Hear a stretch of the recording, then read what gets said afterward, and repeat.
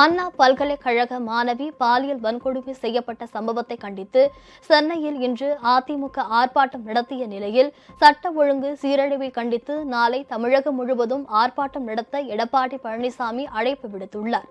சென்னையில் அண்ணா பல்கலைக்கழக வளாகத்தில் மாணவி ஒருவர் பாலியல் வன்கொடுமைக்கு ஆளாக்கப்பட்ட சம்பவத்தையும் காவல்துறையின் மெத்தன போக்கையும் கண்டித்து பல்கலைக்கழகம் வாயில் முன்பு முன்னாள் அமைச்சர் ஜெயக்குமார் தலைமையில் அதிமுக சார்பில் ஆர்ப்பாட்டம் நடத்த முற்பட்டனர்.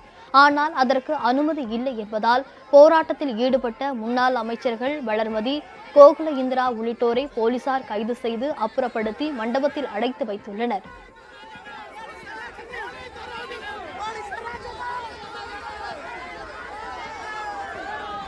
ஞானசேகர் என்பவன் 15 வழக்குகள் ஏற்கனவே இருக்கு.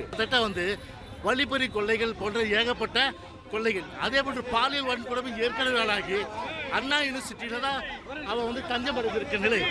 அண்ணா யூனிவர்சிட்டி சிசிடிவி கேமரா வெளியிடணும். ஏற்கனவே சென்னையில அவிஞ்சிகர பகுதியில் ஒரு சிறுமி பாலியல் பலாத்காரம் பண்ணப்பட்ட பிறகு அதை கூட இந்த அரசாங்கம் பார்த்தீங்கன்னா ஒரு நியாயம் கிடைக்காம இந்த சிபிஐ இன்றைக்கு அப்பீல் செய்திருக்கிறார். சிறுமி முதல் இன்றைக்கு முதியவர்கள் வரை இன்றைக்கு பாலியல் வன்கொடுமைக்கு ஆளாகின்ற ஒரு நிலைமை தான் இன்றைக்கு ஏற்படுத்தியிருக்கிறது. இந்நிலையில் பெண்களுக்கு எதிரான பாலியல் வன்கொடுமைகளை கட்டுப்படுத்தவும் சட்ட ஒழுங்கை பாதுகாக்கவும் தவறிய திமுக அரசை கண்டித்து நாளை அனைத்து மாவட்ட ஆட்சியர் அலுவலகங்கள் மற்றும் மக்கள் அதிகம் கூடும் இடங்களில் ஆர்ப்பாட்டம் நடத்தப்படும் என அதிமுக பொதுச் செயலாளர் எடப்பாடி பழனிசாமி அறிவித்துள்ளார்.